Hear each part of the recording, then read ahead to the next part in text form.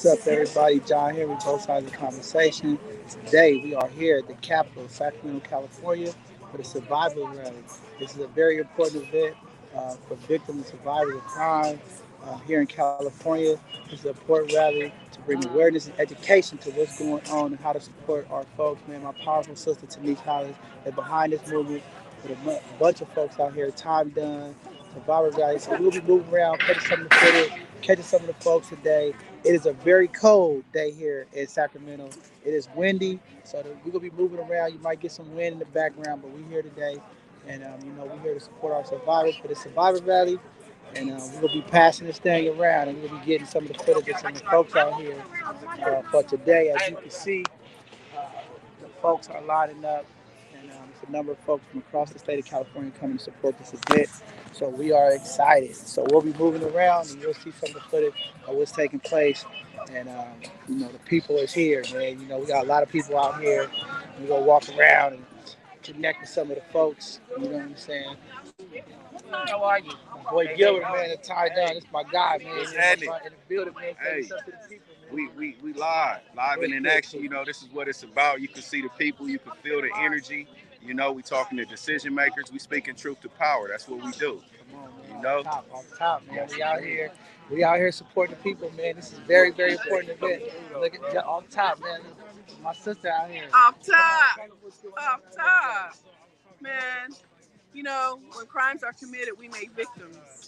But I like to call people survivors because victim means that you're still going through something. And daily we go through something. But at the end of the day, a healing person is a survivor. The best part of it is, as someone who was formerly incarcerated, I caused victims, not physically, but in a sense. So who better to stand next to you and hold you up but somebody who has offended before. So if you cannot hold up victims, then you can't say that it's not good to commit a crime. So I'm thankful to be here on today, and I wish more people would just come out and understand. We made it here to Sacramento. Let's all gather closer towards the podium, please. Man, we got to work to. We want to give a little bit of space here in honor. All of us. We've all been through something, and we're all survivors. My big bro right here, he's a survivor of me. Five survivors for safety and justice. Let me hear you, survivors. So the rally about to get started as people are starting to mount up. We're going to be moving around through the crowd.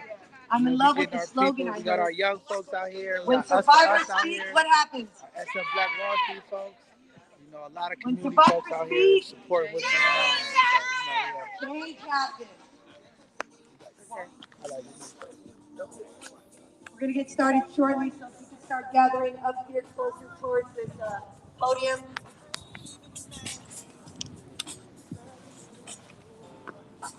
Buenos días, mi nombre es Tina Rodríguez de la organización Sobrevivientes de Crimen por la Seguridad y Justicia en California. Muchas gracias por estar aquí con nosotros. Aquí estamos luchando por los derechos de las víctimas.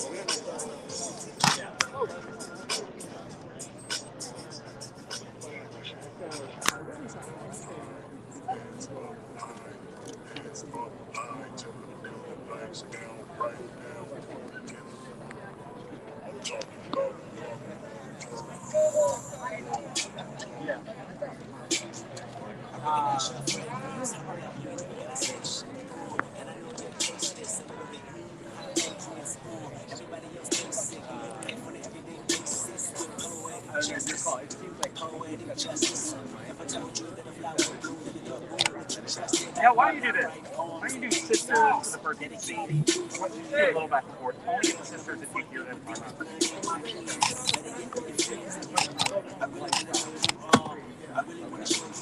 Can we have me clap one more time? Sorry, I was there.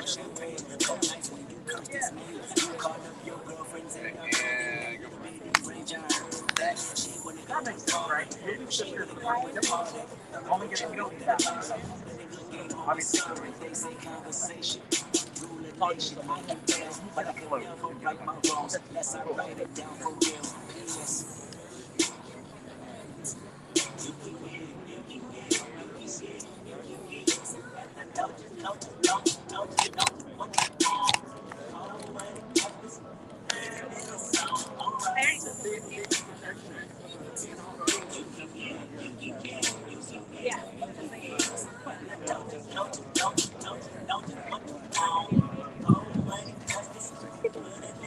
We can talk more broadly.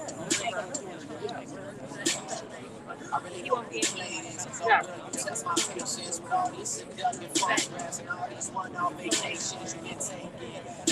Related to I was trying to put you on game, but you want to play, take me your mama to the motherland. I can do it, maybe one day. You figure out you're gonna need someone. You figure out it's all right here in the city and you don't run from where we come from. That sounds like poetic justice.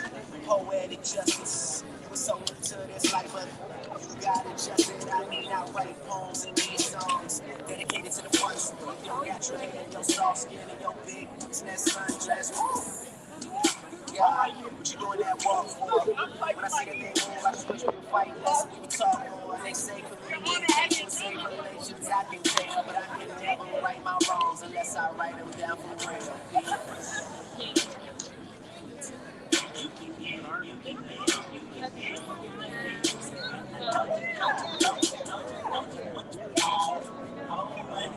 maybe even like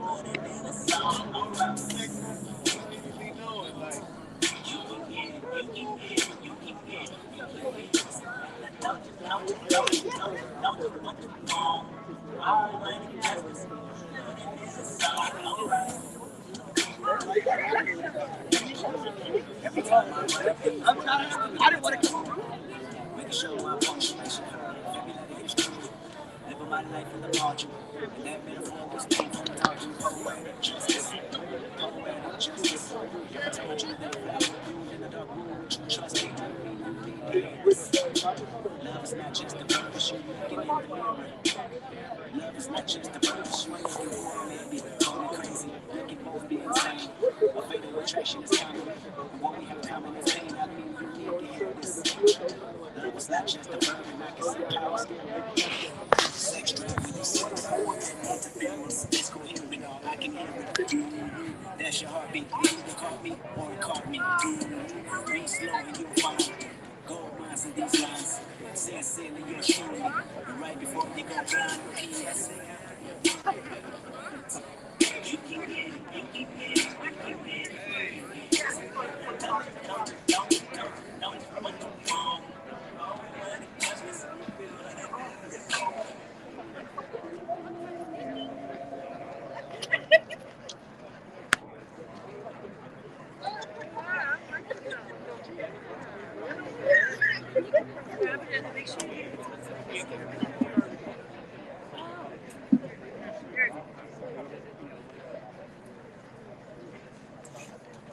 Good morning. Oh, let me hear that again. Say good morning. Good morning. Oh, California is here. Good morning, California. Good morning to all my family. Thank you for being here with us, standing in solidarity, standing in the sunshine, even though it's a little cold. I'm so honored to be standing with so many of you who are committed to making our community safer. My name is Tanish Hollins. I am the Executive Director of Californians for Safety and Justice, and I'm here standing with so many people I admire and respect. What brought us to the state capitol today is the issue of safety. Some of us have come as far as LA, Long Beach, Fresno, the Bay Area, because we didn't want another day to pass by without addressing the issues that bring us here. We're here to call on the state to get its priorities together. I'm here because I'm tired. We're all tired of bad news. The news on social media, scroll our timelines and they're flooded with videos of people being assaulted, shootings, property being stolen, people afraid to go outside or park their cars. Public safety is the top political issue for every elected official in this building and around the state because voters are scared. And rather than dealing with the most pressing issues, everyone is looking for someone or something to blame. Spending millions of dollars on recall elections, attacking electeds, saying that they're too soft on crime. Law enforcement is saying they can't do their jobs, blaming laws that was passed 8 years ago for this crisis. And at this moment, there are a lot of people, including lawmakers and electeds, who are calling for more money to go back to policing in the criminal legal system. They're ready to bring back tougher penalties and longer sentences. And they're working hard to convince us that being tougher on crime is somehow going to stop people from committing them. They want us to believe that more money in these budgets will lead to more arrests and convictions, that it will give justice to those of us who have been victims, that somehow will make our communities safer. I'm here to call bullshit. I call bullshit because the billions of dollars a year that we pump into policing, jails, and prisons don't address the root causes of what we're going through in our communities. I call bullshit because less than 1% of the budget that goes to the criminal justice system goes to people who have been hurt and harmed in our communities. There has been little investment in helping our people heal and recover from what happens, from what we're all seeing. In my opinion, the definition of insanity is doing the same thing over and over again and expecting a different result.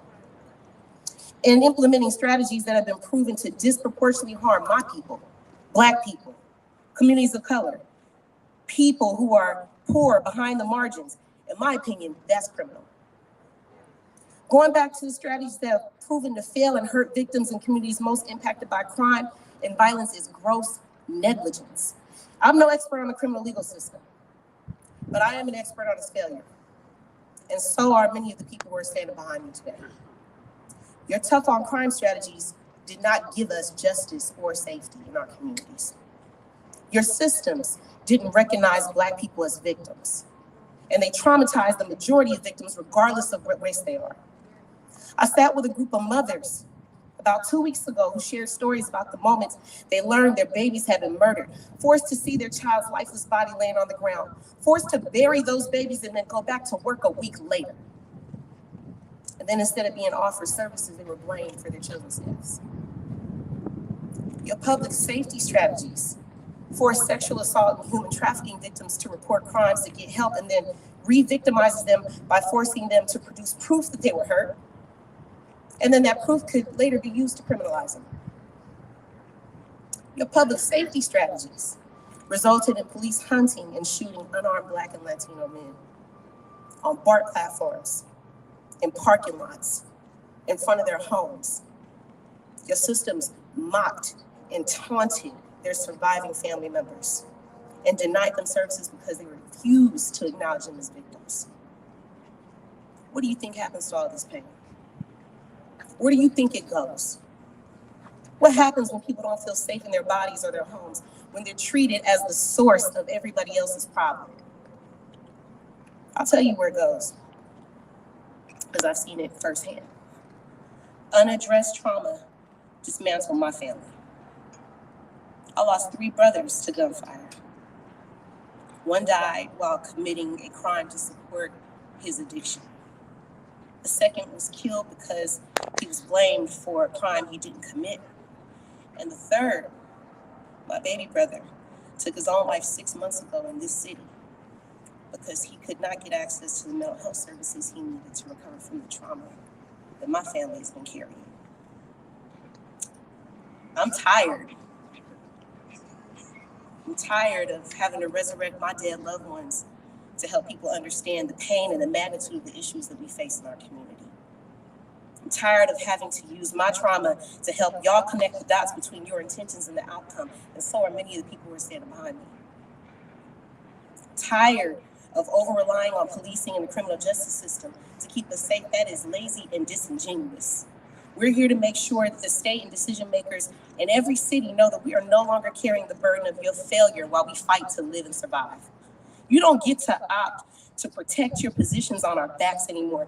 And you can't keep making decisions to throw problems away instead of dealing with the root of the issue.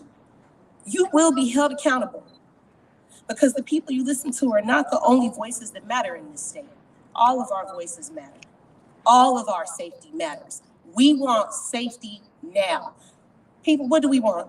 Safety now! We want real safety right now.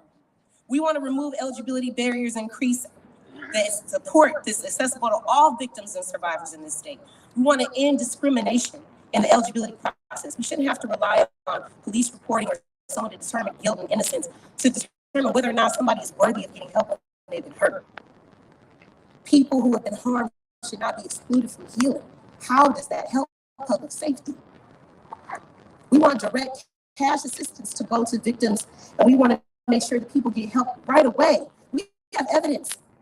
I took $100,000 out of my own budget last year and gave it to many of the organizations led by survivors, some of which at one point in their life were criminalized, who are now standing in the gap in their communities, reaching out to people who have been hurt, moving them to safety, taking guns out of people's hands, addressing their trauma when they can't get access to medical health, when they can't get access to shelter. That is what public safety looks like. We've never had to rely on systems because they've never been centered on our needs in our community. The systems have been driven by economics, and we are no longer letting the state or anybody else profit off of our harm. It's time for the state to do better. It's time for us to expand the definition of public safety. Fire, police, and paramedics have an important job to do in our community, but they are not the end-all, be-all. This conversation is politicized a lot. When we mention policing and the criminal legal system, people want to pit this conversation as if we can't have accountability and healing at once. Isn't that justice? Isn't that what it should look like? It's time for us to make a change. We want the state to recognize and invest in community-led prevention, intervention, rehabilitation. Let's deal with the root of the problem and interrupt the cycle before it begins. Let's prevent it. Let's prevent it from happening to anyone else. Safety is more than responding to crime. It is well-being. And how we build well-being in our community is not by throwing all of our problems away into jail and prison. It's not by going back to the things that we have done that did not work. We have data. We have statistics. What we're missing is a commitment. At this moment, when so many of us are impacted by COVID-19, we're dealing with a public safety crisis in the middle of a global public health crisis, where the cognitive dissonance occurs, where people don't seem to make the connection between people being sick and hungry, people who be vulnerable way before we got to this point, who are not getting the support they need, who didn't have the services accessible to them. Why do we expect them now to not be desperate? Have y'all checked gas prices lately? Have you bought a loaf of bread from the store for your family? Have you not seen the cost of baby formula and diapers? This is basic human needs. Public safety is a human right. It needs to be equitable. And it needs to spare the people who have been the most harmed in this state.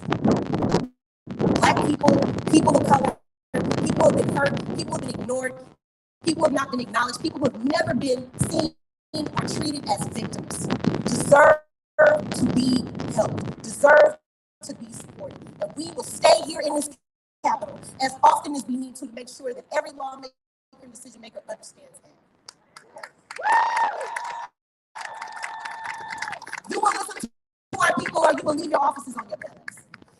And I want to make sure you understand the seriousness in this moment, that we cannot go back. We will not go back. I want to thank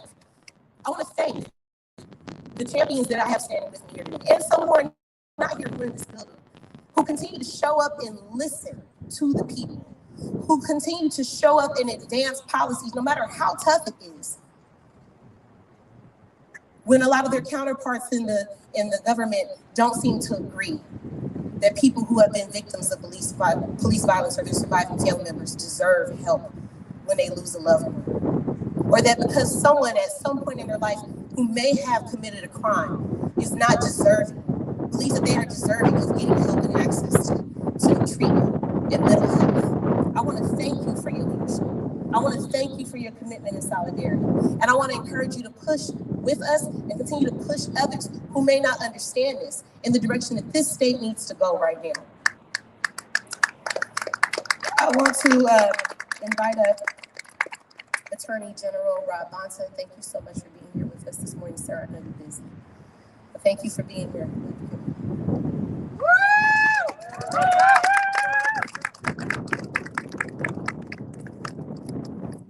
Good morning, everyone. I know it's a little bit chilly out here, but I'm feeling warm because of all the positive energy that we have here. Assembled folks from all across the state, lifting up the voices of victims and survivors in support of public safety. So I appreciate the opportunity to be here. And give a shout out to Alliance for Safety and Justice and all the department leaders doing the work every day in their communities and bringing their voice right here to the Capitol. I just want to appreciate what it means for me to stand with you today, for you to be here. If you look behind you, that's the people's house. That's your Capitol. That's where change is made, where we fight for more justice and we can lift up the voices of those that we love and support, the survivors, victims, the communities that we represent. And it's with champions like some of my former colleagues who I want to stand with you today, Senators Caballero and Leyva and Skinner. We do this work every day. We are your partners in this work. And there's nothing more powerful than what I like to call the inside-outside game. When community leaders rise up and join with like-minded elected leaders like the senators here and make change happen. So thank you for being here. I appreciate all that you do, for stepping up, for stepping in. Again, I'm Rob Bonsa, California Attorney General. And, you know, it's going to take all of us and the work that we are doing, that we're continuing to do to achieve the goals that we seek. And the truth is, as we all know, that accountability alone, without more, and accountability is essential, but without more, it's not enough. It's only one step on the path. In order to have true justice, there must be healing. There must be restoration. And that's why your work is so important. That's why your voice is so important. That's why your presence here today is so important. It's the hard work of organizing, of showing up, and for pushing for change, something you all know well. That's going to get it done. And the truth is that community-led intervention and rehabilitation, community-led intervention and rehabilitation is a vital part of public safety. That's something we know. And it's something that has become painfully more obvious as this pandemic has curtailed access to community resources for people in California and across the country. We need community efforts like those directly offering services to the tens of trauma recovery centers providing comprehensive wraparound services and support for survivors across the state. We need more of them. The ones that are there are doing incredible work, but we need more. We know the need is great. They are interrupting cycles of violence. They're serving those who are often the most harmed, the least helped, the most often forgotten. But the bottom line is community-centered programs, they make a difference. And in California, these programs have been credited with significantly helping reduce homicides in cities like Sacramento, like Stockton, like Los Angeles, and others.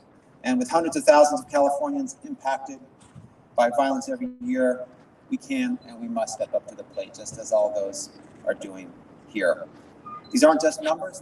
Let's make sure we realize that. When we talk about stats, we often get into the numbers. The numbers can tell a story, but they don't tell the whole story. These are real people, people's lives that are irrevocably changed each and every year. They're children, they're our parents, they're our siblings, they're our neighbors, they're our community members.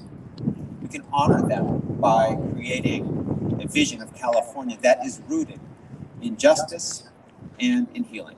And this is work that California is committed to continue, but we need to push. It's not going to happen on its own. people make change. You make change. Drivers of change are what make that change happen.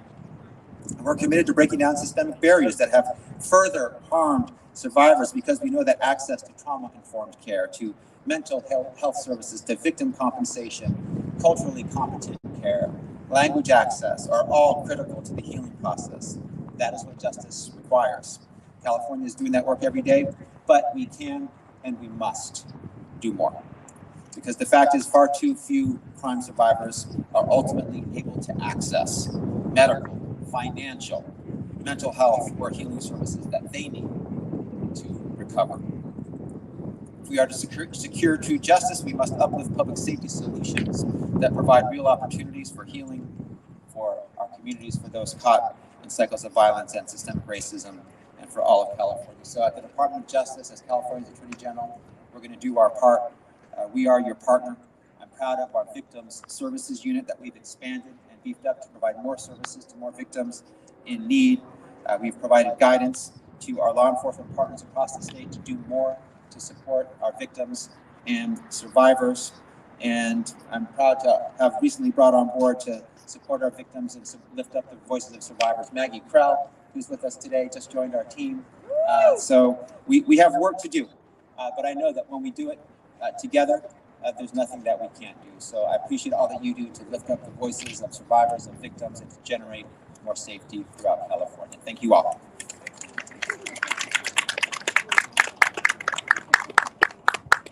Thank you, Attorney General Bonsa. I appreciate you lifting up all the approaches that we need to heal our communities. We want to see more trauma recovery centers. I appreciate your commitment to that.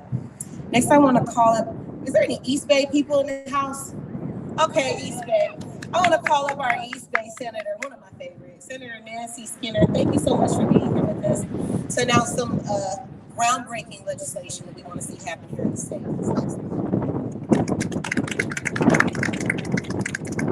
Thank you, Crime Survivors for Safety and Justice, for organizing this. Thank you all who are gathered here.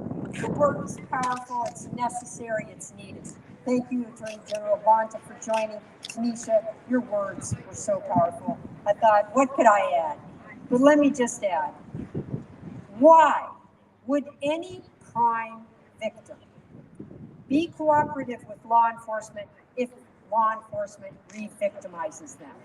If you are re-victimized, why would you ever want to be cooperative? Cooperation, our public safety depends on our trust and our interaction with those who are supposed to protect us. But if we feel that we're just going to be victimized, which so many of you all have experienced, then we do not participate. Every single crime victim deserves and needs support. There should be no line and no barrier, because supporting crime victims ends crime. It supports public safety. It heals communities. It heals families. Let me tell you, all of you had not yet formed. And I didn't fully appreciate or understand this back when I was in the Assembly. So I served in the Assembly from 2008 to 2014. But I got to know a couple of really good organizations in Oakland. One of them was Youth Alive. Some of you may know Youth Alive. And Youth Alive is all about providing that trauma support. Because if you or your family member is a victim of gun violence, you're traumatized. You need that support. Because otherwise, if you feel like there's no justice, no support, why wouldn't you take that into your own hands, trying to create your own justice? So understanding what Youth Alive was trying to do, and they told me, we can't get any money. We can't get support for our crime victims, and we can't get any money for trauma support services. So I got in the budget back in 14, maybe 13, that the California's Victims Support was supposed to provide money for trauma-informed care. Well, all I could get through was a pilot project for 2 years. And the very division that was going to implement it had to develop the rules for it. They just dragged their feet. They developed the rules at the end of the 2 years. They only gave out a quarter of the money. And they said, oh, pilot project's over now. It had a sunset, all done. So they were never committed to supporting crime victims. They were never committed to providing trauma care. And so, since then, we've been trying to reform it. But now we got to do more. They have not responded in the way that we know it must be. And as a state, we have recognized that our policing, our judicial system has been racially biased. We know that, and we're trying to make adjustments and corrections. But what we have to recognize now, and all of you know, and Tanisha, you spoke too well, is that our victim support services have been racially biased. Yes. And they have not treated all victims equally, and that is wrong.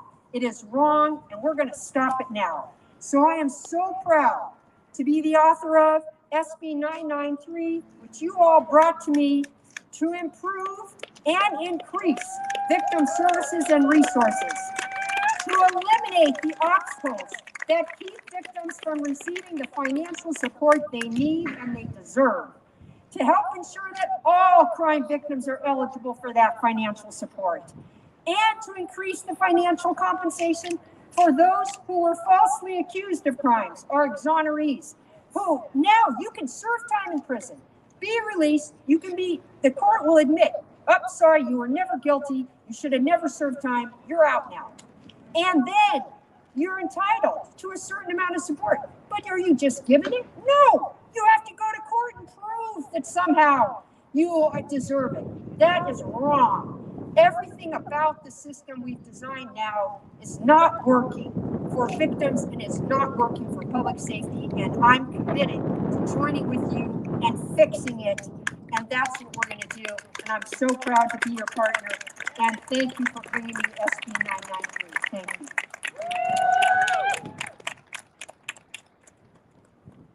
Give it up again for Senator Skinner.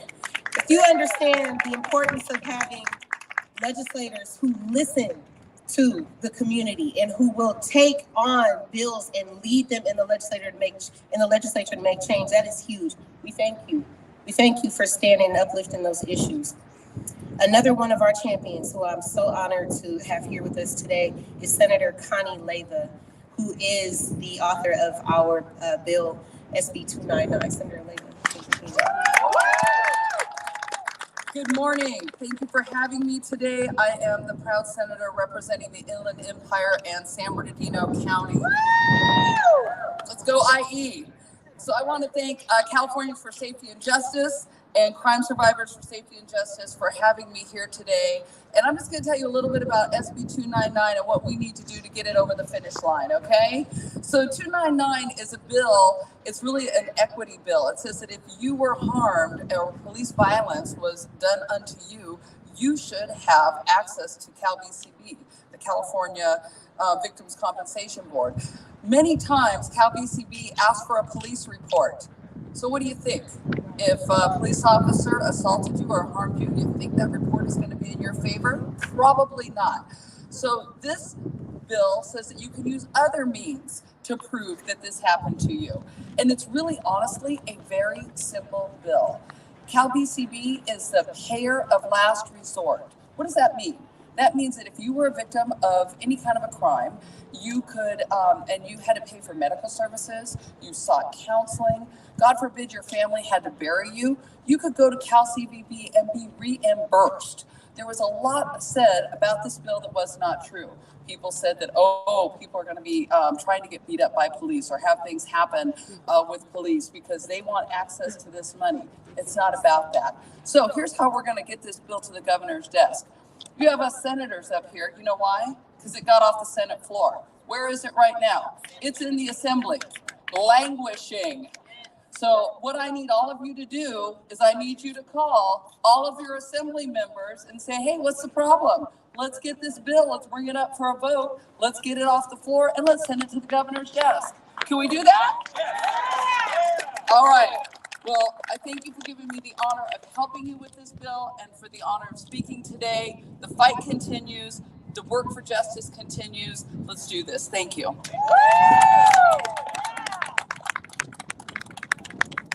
My kind of leader gets right to it, straight to the point. Let's call those assembly members. Let's get this bill across the finish line. We got some families here that are dependent on this, and we want to prevent more families from experiencing that pain. We have another one of our leaders here, Senator Ana Caballero. Senator Caballero, come on now. Thank you for being here. Thank you so much.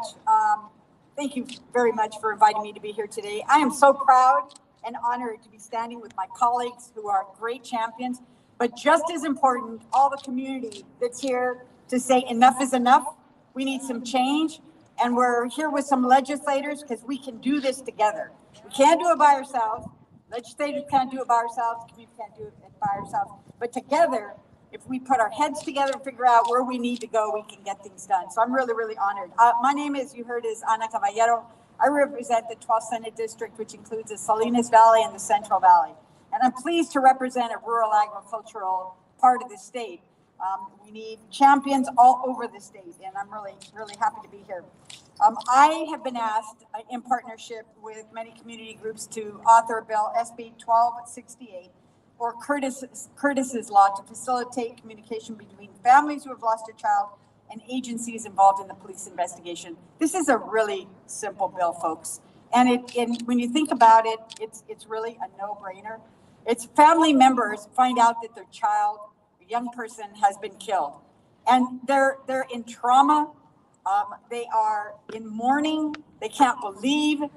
They want answers, and they can't get information. And so how this was brought to me is a number of years ago, a mother was informed that her 16-year-old son, Curtis Williamson, had drowned accidentally after being chased into the water by a group of people in San Diego's Crown Point.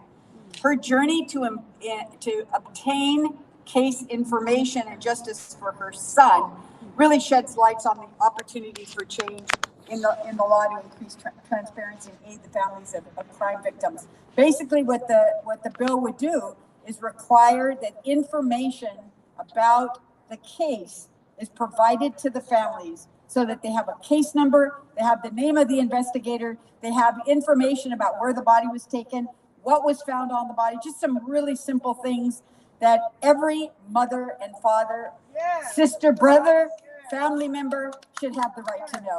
And so I'm honored to be asked to carry this bill.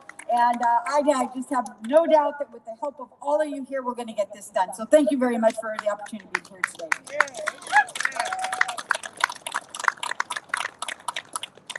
Senator Caballero, thank you so much for championing what seems like a common sense bill.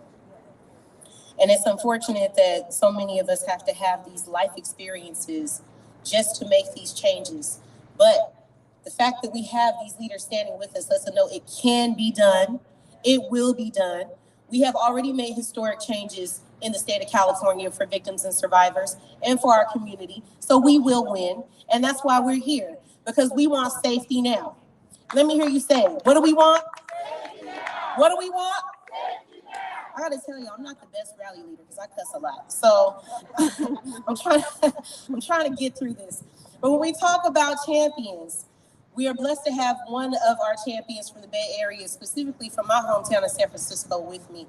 And it's important that we uplift the voice. When we talk about safety, we are expanding the definition of safety because too many of us have never felt safe in our bodies or in our communities. It becomes a trigger word for us, just like justice, for those of us who have never seen it or experienced it. But the people who have been least safe, believe it or not, have become the people that keep our communities safe. They have become the ambassadors for safety in our community. They have become the ones that show up and intervene. They're the ones that hold peace. They're the ones that hold us together. So I am honored to invite up one of the champions from our community, Damien Posey. Good morning. Good morning. It's an honor to be here with you guys. Like this amazing queen just said, my name is Damien Posey, affectionately known in the community as Uncle Damien. I have the honor of being the executive director and founder of an amazing organization called Us For Us in the Bay Area. And I know for a fact, because we don't have a whole lot of time up here, I want to pay homage to all of the leaders that are up here from all of the communities all around the state, all around the country, from this Capitol to the streets where I'm coming from.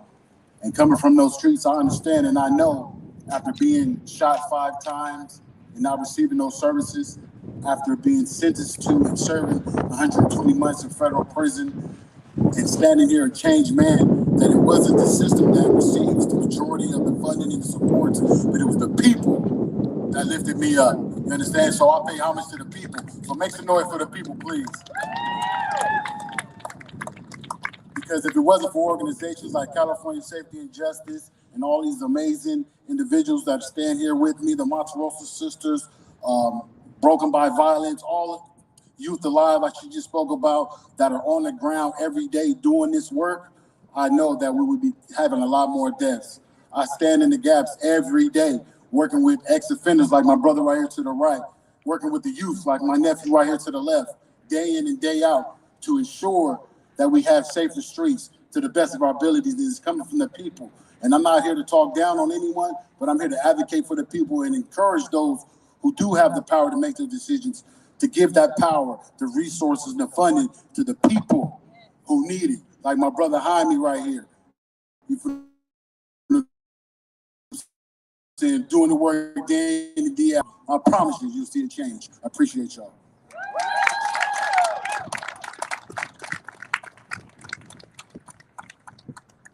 Thank you, Damien. Appreciate you being here and your leadership.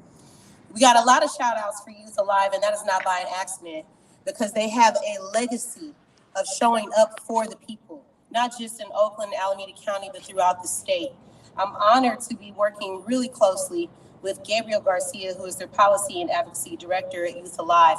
What you don't know is that this young man's words and his engagement around developing the policies that our champions are carrying is literally changing the course of history in this state. It's important to know who's behind a lot of these big changes in the work that we do. And Gabriel, I'm so honored that we have the opportunity to work with you. I want to bring you up for a minute to speak on behalf of Youth Alive.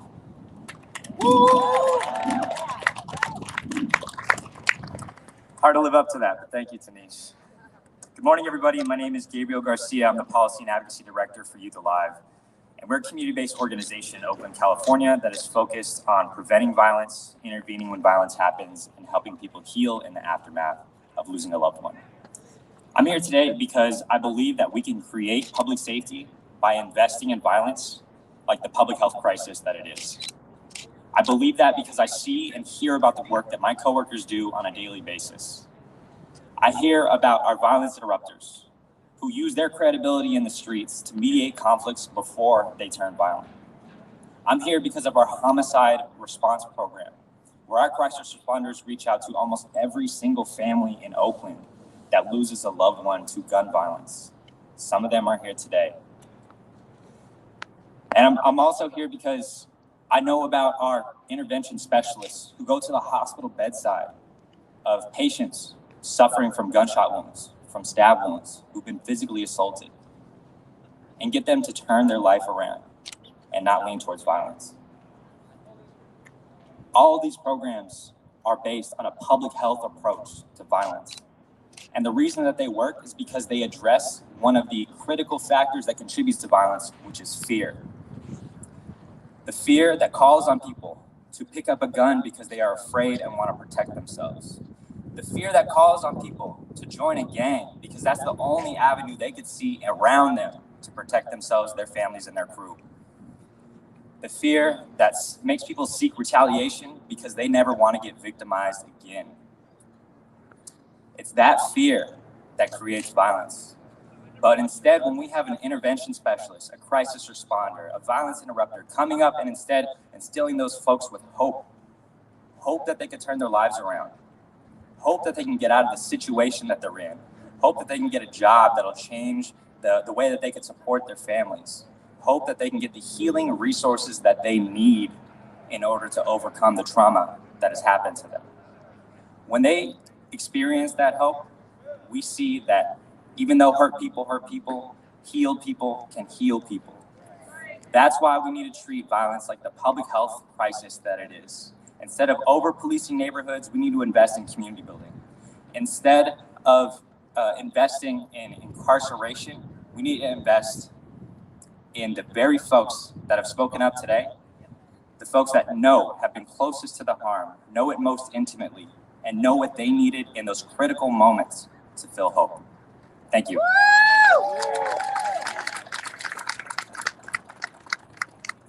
Told y'all. Okay. Thank you, Gabriel. I appreciate all of your words. And since we spent a little time in the Bay Area, I want to take us down south because some amazing leaders and partners who have been down with CSJ and CSSJ from day one. One of them is my brother, Jose Osuna, who's the coordinator for Long Beach Coalition. Brother Jose, you come up here and say a couple words, please.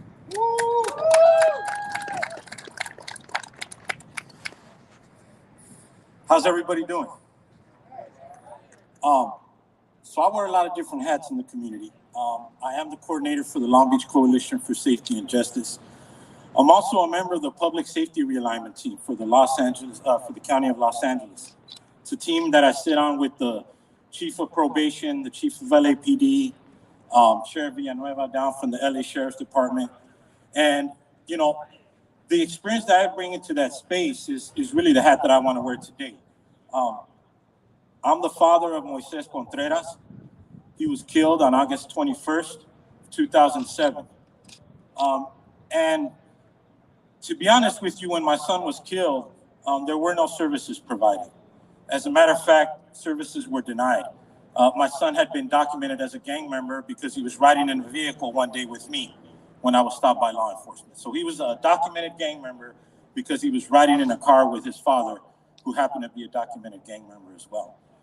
When he died, we were denied any reimbursement, any services, any counseling, any of the things that a family in mourning deserves and needs. So I'm really glad that today we're talking about something different, about treating survivors in a different way.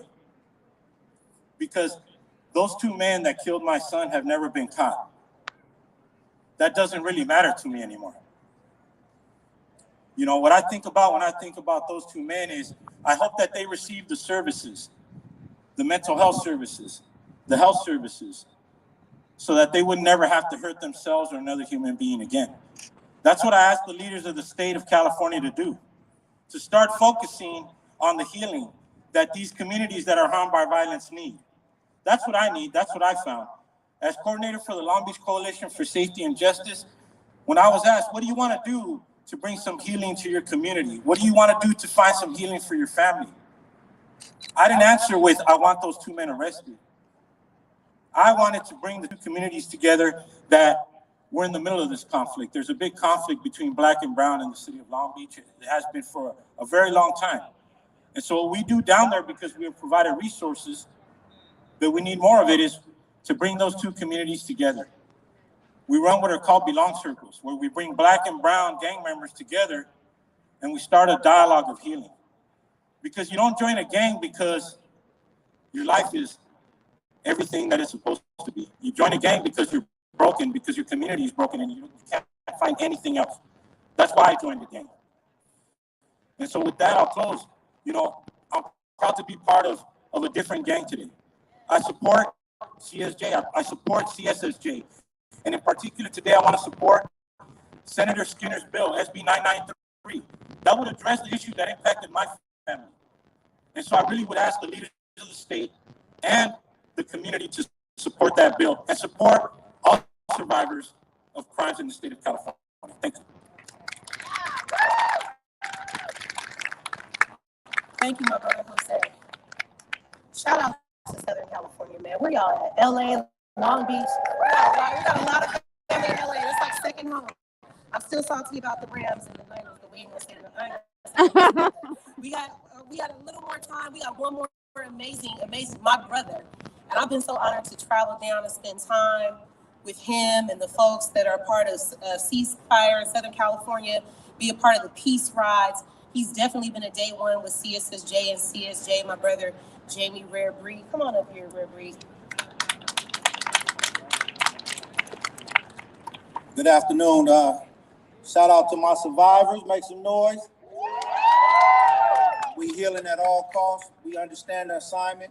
I appreciate CSSJ for giving me an echo voice to be heard and empower the people so we can get together and do what we're supposed to do for our people that deal with a root cause called trauma. A lot of us are traumatized. We deal with it. We work through it. A lot of why we up here is our coping mechanism for that trauma. So with that being said, my name is Jaime Rare Breed Gregory. I'm a Christian hip hop artist on Music for the Movement. And I use that voice to echo across cities, states, wherever God leads me. I'm executive board member of Southern California Ceasefire. Since its inception in 2005, we've cut murder in half in Los Angeles. And we don't get the accolades. We don't do it for the accolades. It's one of those things that you can't measure if you don't know that it happened. We sit behind closed doors and we create peace. We stop violence that a lot of people don't have the power to do. So we utilize our history of who we were in those streets in those dark hours, and we use it to bring light to the communities. We do things like collaborate with mothers of murdered children. We do peace rides throughout the community. We stop the religious gangbanging. We unify. We do town hall meetings. We facilitate those to be that voice that we need and the liaisons between law enforcement. We build strong relationships with LAPD, and we hope to do that with the sheriffs one day. It's a lot going on in our communities. It's a lot of work out there being done, and it's a lot of us not getting paid for this work. I'm out there day in and day out. I see things, I intercede in things, and I feel helpless at times because I don't have the resources. There's no way that I could direct them to places that's overfilled with the resources that we do have. They only can service so many people. We got a lot of homeless people out there committing crimes. We got gang members young out there in the streets. We got so many root causes to this trauma that we need resources to really utilize the power and what we want to do, and we can't do it without the resource. The presence of the peacemakers in the streets are very impactful, and it goes without really being said and given the accolades. And as we said, we got to stop being so humble to say we don't care about the money, we don't care about this, when we know that the money is the way that we can empower our people. So it's no way around that. We can't be on ground zero and be protected just doing the will of God without the resource. And if we can cut the murders down with no funding, 50%, y'all can look back way to 2005, see the work that Ceasefire has done. If we could do it with no funding, imagine what we could do with the funding. Thank you.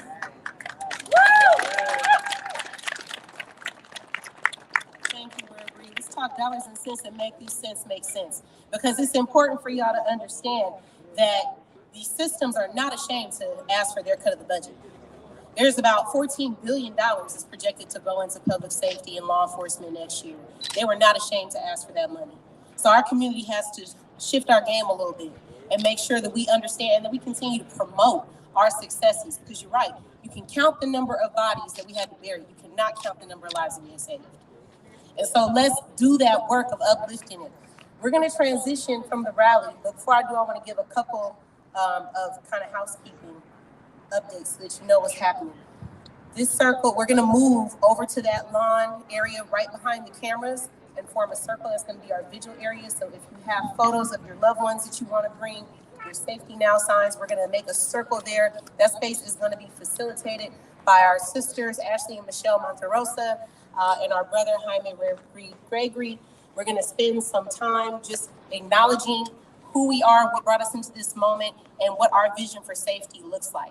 From there, you are welcome to grab lunch. We have lunch provided for you over here underneath this tent. You all are welcome to go ahead and have a seat at the tables, mix and mingle, love on each other. I want to shout out my team, Californians for Safety and Justice and CSSJ. Where y'all at? I promise y'all, as much as y'all love me, I love you more. And I'm only as powerful as I am in this work and in this world because of the team that stands with me every single day. They're amazing. And we are going to work together to do a couple of things. So, Gilbert and Lanesha, where y'all at? Okay, over there working.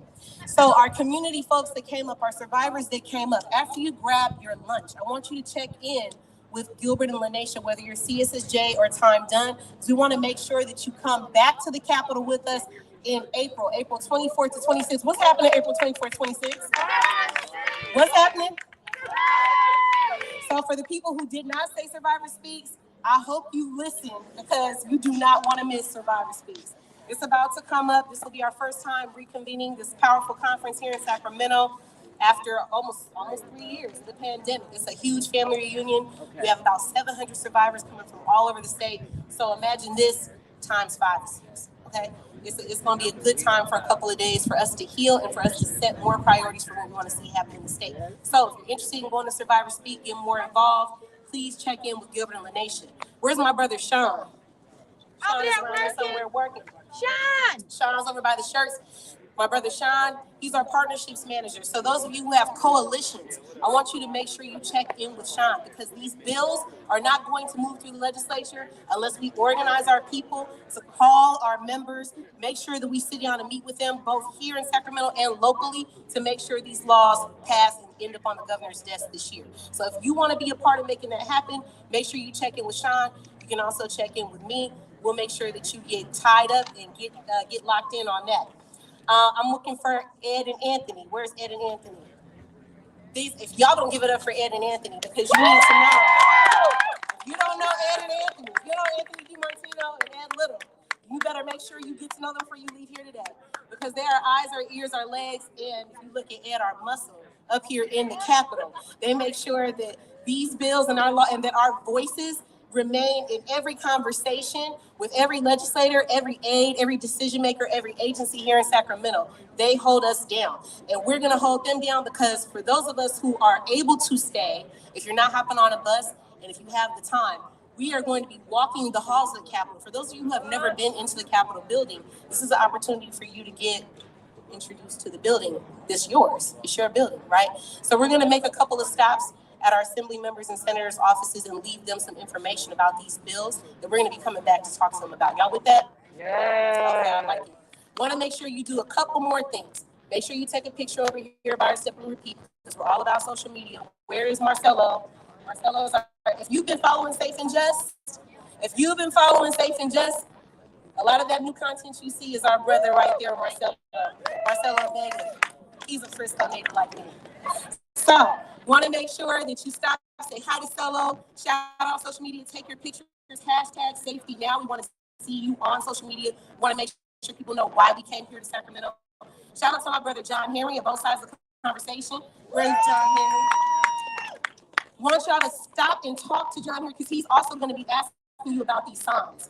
What does safety mean to you? We want to capture that content. We want to share those videos with the lawmakers that are here in this building and a lot of the folks that you have locally. Does that make sense?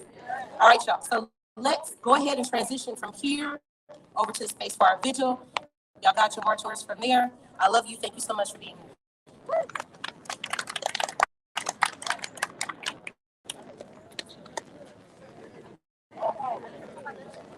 How you doing? How you doing? Nice to I'm meet Wendy. you. How you doing, Wendy? Nice So to since meet you're the first person walking up, what does safety mean to you? Well, I put equality for all communities, but really what that means is let's just talk about a whole bunch of issues.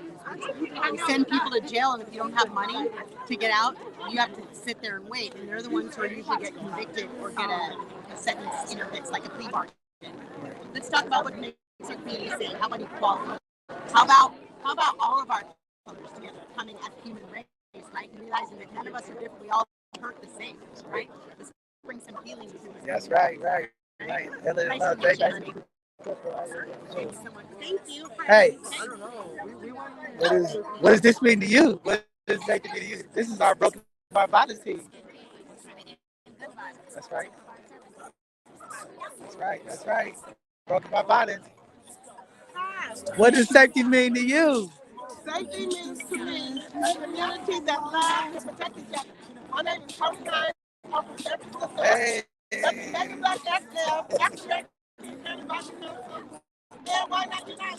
That's right.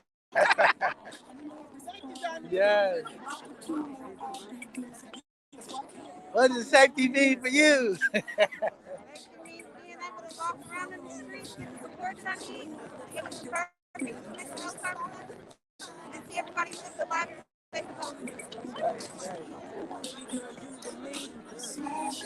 a hit to me.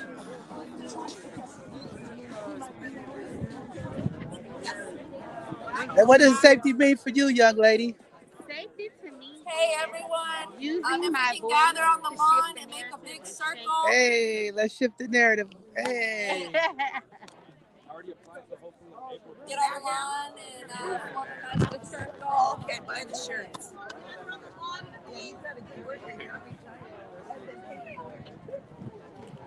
Hey everyone, if we can start the healing vigil, if we can form a big circle, you can follow Ashley, just raise your hands, just really small. All right, what safety mean to y'all? What does it say? Safety mean to me that my daughter gets to go to school and come home, that I get to pick her up also without getting demonized for being black with a record.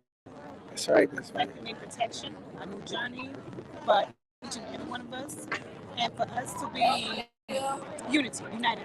That's right, that's right, that's right. California Safety and Justice, time. Delegates.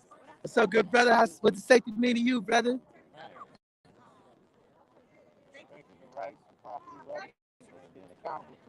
That's right. That's right. That's right. All love, all love. As y'all can see, we're gonna have the healing circle coming through as community folks, survivors of violence, families, mothers, loved ones, community leaders coming together. Form a circle. Get some folks over here. Happy ending. Something just, yeah, feeling for that. Awesome.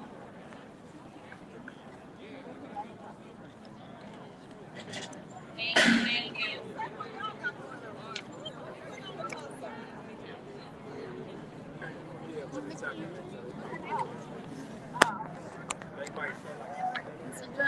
Candle.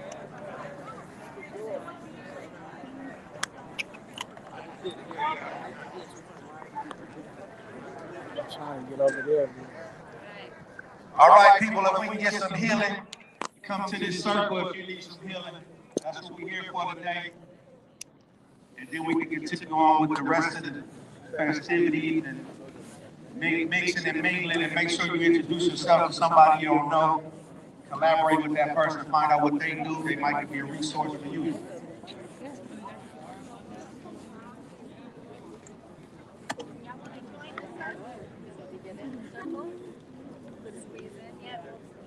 Can we do a healing check with my healers that make some noise?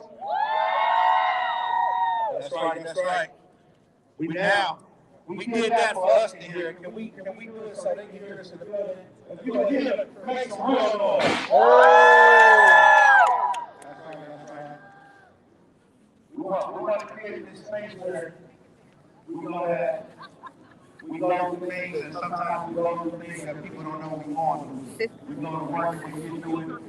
We walk through the grocery store, they don't know what we're going through. They don't have pain. Sometimes we don't even show it, but sometimes it's on our face. And we gotta understand that, people go through stuff. So you might have a little road rage, that person might be really suffering from something. So we gotta be mindful of the people we interact with. But today we know for sure, we know for a fact that we are survivors, we are healers. Amen. Amen. I see pictures of people that's not here no more, so we being the voice for those people that can't have a voice for themselves. I personally got a voice for two brothers that was murdered in a 4-month span 7 years ago. They pushed me. They the reasons why I'm out here even more.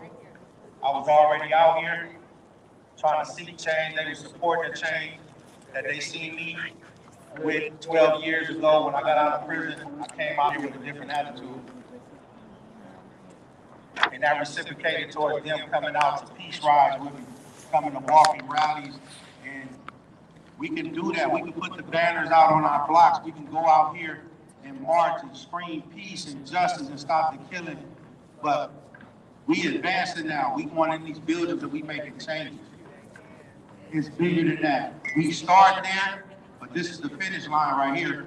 And I'm getting to understand that. I'm starting to know that. I'm not a political person. I didn't want to get involved with that, but that process has to go with what we're doing. We have to understand. We listen to a lot of people that have knowledge, and I'm soaking it up. I want to know what it's like to be up in that building and pushing that change. I've seen a lot of people, doors open out of these prison cells behind that change that happens up in there. And I believe in the process. And we all must believe in the process, because that's why we're here. We could have been doing anything today, but we chose to be right here to show this healing empowerment, because with the masses empowering, they can't stop us. So bring your corner to this circle, and let's really empower this thing and stop being in our little corner saying we making change and we don't want to mix and mingle with the rest of them. Just because you made another name, don't mean your name can't mix with mine. That's what it's for. You do your portion, I do my portion, and that's what we're here to do, our portion and collaborate. Amen? Amen. I'm going to pass the mic. Woo! Without him, I'm nothing. Sean Monterrosa, Nora and Fanny's daughter and Michelle's sister. And I just want to do a quick land acknowledgement. We're here in Sacramento, the state capital, but I just want to bring in our ancestors. We're here on Isalon and Ewok land. And I'll do that real quick and I'll pass it over to Michelle. Such an honor to be here in space, but I just want to give a salute to CSSJ for recognizing all of us as survivors, because the system doesn't look at us as survivors. And what this organization has given us the opportunity to be in these doors and let them know that it's our story and not our narrative and not what the police report or whatever the system wants to say our loved ones are. That's right. That's right. And we've seen from what's happened in just 2 years that our issues are now becoming relevant to these folks. But it's not. This has been a fight long before all of us been here. And that's why it's important to call in the space our ancestors, because they paved the way for us. Our elders paved the way for us, and it's up to our generation, to the younger generation, to pay it forward and pass the baton on. And I don't want to take too much because this is about our healing, but I want you guys to call into the space your loved one or anything that brought you here and just have a moment of silence. So feel free to shout out the name of your loved ones. Jerry Henry, G14. Eddie Edwards. Mario Moreno. Jessica Salcedo. Jessica Salcedo. Mario Romero. Barry Washington. Barry Washington. Monte Russell. Antoine Maurice. We'll go around. Timothy Peter.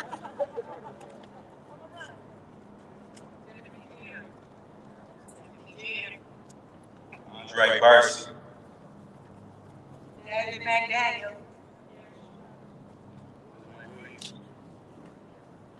Timothy Scott.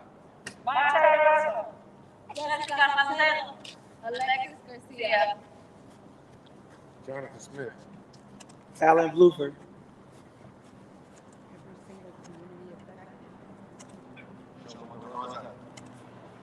Sean Monterrosa.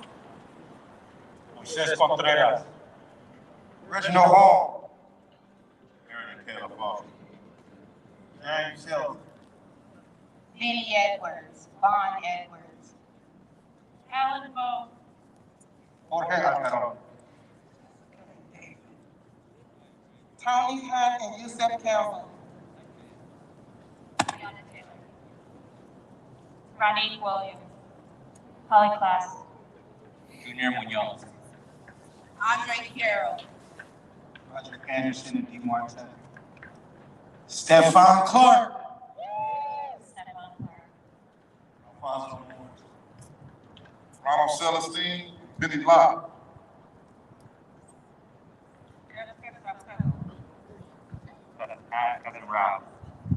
Brenda Segura. Eric Toscano. Omar Mora. Rosario Bear. Víctor Bolaños. come. Glad to see a powerful healing circle going on for the community. People acknowledging the loved ones that they lost. Very powerful event. We're putting this healing circle together. So many folks in the community. And the people love us. Both sides of the conversation. We support the people. We always out here for the people, and our survivors, the people who the people that do the work. Man. How you doing? How you doing? Hey, everybody. The work that we do in the community is very powerful. And just to be here in solidarity with the community for the folks who lost their loved ones. We've all lost someone to violence. We all lost someone that means something to us that also impacts our community. So that's what we're doing. Here with both sides of the conversation. We at the state capitol, in front of there, in Sacramento, in solidarity with our survivors. Very important event. A lot of folks in the Bay Area, a lot of folks in LA coming to make sure that the voices and the trauma and the pain that they have suffered from the loss of a loved one doesn't go unnoticed. And we're going to continue to do our part to always support all of our communities. So just honored to be here. We're going to be ending this live shortly as we're going to be breaking to go to lunch and just continue with folks. We appreciate all of the folks who support us, continue to watch. This is a very important event, very emotional event. And I'm here to support my people. So thank you. There's a lot of folks out here that love both sides. Healing process take place. Let's stop turning the hurt into anger. A lot of us do that. Our hurt always is expressed with anger. And we got to do it with the healing process. We got to be strong enough to get out of bed every morning and make a change and say, we're going to join with somebody like CSSJ. We're going to come down here and change the bill so somebody don't have to commit the crime that they have to, because we're going to have a resource to stop that. We're going to be able to teach those people, because I was taught wrong. My big homies wasn't the big homies I needed. They taught me wrong. And I had to teach myself, and I had to rethink and to relearn. And that's what we need. We need to relearn and reteach our communities, and we can't do it without the resources. The schools ain't doing it. We got to do it ourselves. We got to stop sending them to school. We got to stop acting like the murderers don't live in our home. Next door to us, they ain't traveling from outer space. They coming from down the street. Let's be bold enough and really stand on these truths. Because I sit on both sides of this. I've been a victim and a victimizer. I've heard because I've heard other people when I was hurt too. But we got to stop doing that. And when they're doing that, we got to come together like this. There's people that I know around here. Some people couldn't even say names, and I know those names. I suffered, I cried, I prayed with a lot of these people. I've been in visuals with a lot of people in these circles. I've been on social media seeing y'all in places that I don't be at, seeing y'all hurt, and then coming here and bonding with us, because it's not just happening on the east side of LA where I'm from. It's happening in East Oakland, it's happening in San Francisco, it's happening in Chicago. So we got to come together just like this, even more and more powerful. So in April, we need to really empower this team. When they say we need more space, we really need people out here. We need to shut the city down. That's what we're trying to do. Make the whole world stop and understand this pain so we can get this healing. So with that being said, with all denominations here, we all serve a mighty God. Amen. So can we go to the Lord in prayer? Dear Heavenly Father, we thank you for the day. We thank you for who you are. You are a merciful God. You are a graceful God. We're nothing without you. At times, you're better to us than we are ourselves, Father God. We ask that we lift the spirits of the names that was heard today and those that wasn't here to say their name, Father God. We ask that those be angels camped around us and to give us the strength and the courage to do what we have to do to be impactful and empowered, and let the people hear the voice through the pain that we suffer from. Father God, we thank you. We're nothing without you. We ask that you continue to cover us with that hedge of protection to make us stand against the people in this building, Father God. We ask that they hear our cry, that you change their heart, Father God, so they can be on the same accord with us when we doing your work and your will, Father God. We act like all evil spirits be rebuked and casted out, Father God, and our people that just don't want to see us do nothing successful, Father God. We want to succeed in your name. We want to stop the killers across the state, Father God. We want to bring healing so no more mothers cry, Father God. We want to ask that no more fathers have to get that phone call about their child being murdered out here in the streets, Father God. We want to stop the siblings from hurting where they don't wake up with their siblings no more, Father God. And today, this is where it starts, Father God, and we thank you and we give you all honor and praise. And everybody say, amen. Amen. Give it up, y'all. Give up some claps for Monterosa sisters, my brother Jaime, Rare Breed. My name is Gilbert Johnson, and I work with Time Done. And Time Done. All right, yeah, y'all can give it up for Time Done. So I heard a couple whoop whoops in the building. You know, and Time Done is a movement of everyday people that believes we are all human. We see everybody as a human. And so I want you to turn to your neighbor and just let them know that I see you. I see you. I see you. I see you. I see you. I see you. I see you. Time Done also believes that all of our voices matter. And so, like it's been said over and over, it's important that we continue to speak up and elevate our voices to elevate and define our own narrative. So I want you to turn to your neighbor and say, I hear you. I hear you. I hear you. I shall. And today we are here to manifest our collective power, right? This is a demonstration of power. Y'all feel that, right? Y'all feel what we're doing right here, right? Power is tangible. You know, it's not abstract. It's just not some ideology or concept. Power is real. This is power. And if you have any experience relative to mine growing up in South Central LA, I'm sure there's been many times where you felt powerless. Am I right? But I want to affirm you today and let you know that you are powerful. And I want y'all to join me in the chat that we're going to say in unity and collectively that I am powerful. On 3, we all going to yell as loud as you can so they can hear us at the White House. You feel me? It's a long way. Y'all see where I'm going with this? Hit the Capitol and the Capitol.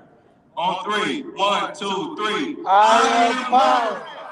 1, 2, 3. I am power. 1, 2, 3. I am power. Okay, I think it could have did a little bit better, but I'll give y'all roses on that, you know. But you really are powerful, and you really are a leader in this movement. This moment right now is necessary. It is needed. And so on the count of 3, I want everybody to say, I am needed. These are affirmations I want y'all to carry with you on your day-to-day as you continue to progress, as we continue to lock arms, and as we continue to fight and throw down for justice, for redemption, for healing, for services, for care, for love. We here for it. So on the count of 3, I am needed. 1, 2, 3. I am needed. 1, 2, 3. I am needed. 1, 2, 3. I am needed. And last but not least, it's something that we all need. Growing up, there were many moments in my life I didn't feel love. I didn't have love. I grew up with tough love. Grew up in a very dysfunctional family.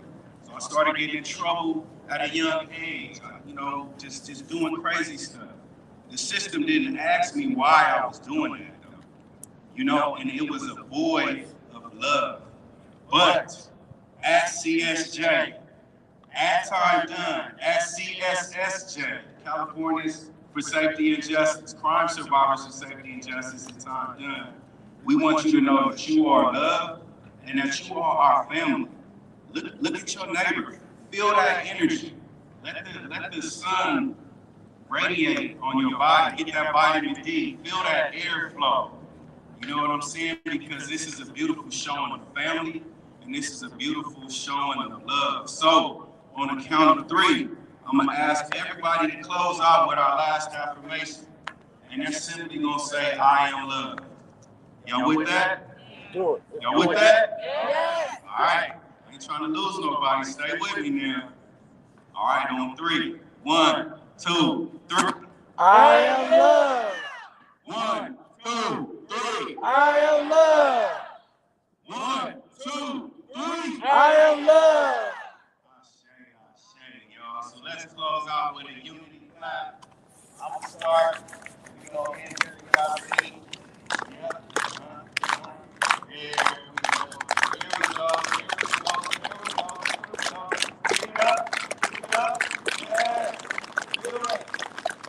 I believe that we will, and y'all believe that we will win? Do y'all believe that we will win? All right, so before we break for lunch, repeat after me. I believe. I believe. I believe that. I believe that. I believe that we will win. I believe that we will win. I believe that we will win. I believe that we will win. Yes. Keep it going. I believe that. Y'all was rocking with me for a second, but no, it's important. We wouldn't have passed Prop 47. We wouldn't have passed Prop 57. We wouldn't have passed Prop 17. Some of y'all are home because of those bills that we passed, you know? And it takes all of us winning and really showing up. So I really believe that all of y'all are winners. We are all loved, we are all powerful, and we are all needed. And so thank y'all for just being here. Give yourselves a hand clap. We've been clapping for our fearless leader, Denise, clapping for our folks that were on the program, but I want everybody to clap for yourself, and hopefully you can take those 3 affirmations with you. You are powerful, you are needed, you are loved.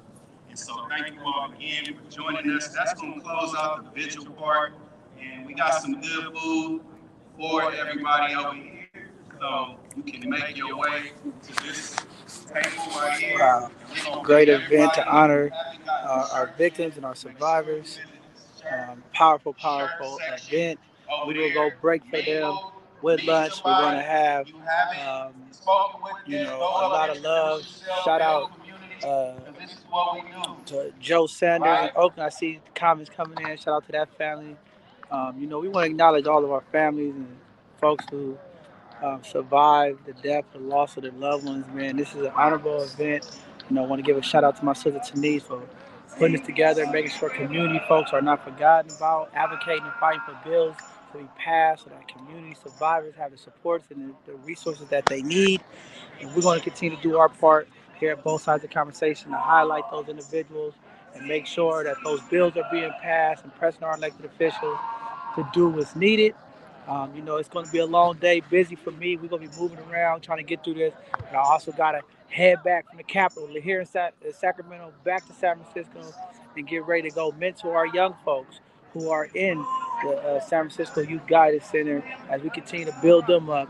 Some of these young folks are the folks who are in the community, committed some of these crimes. And we're going to continue to love on them, pray with them, and make sure that they get the right information so that when they come back into our community, they can be productive, they have resources and opportunities.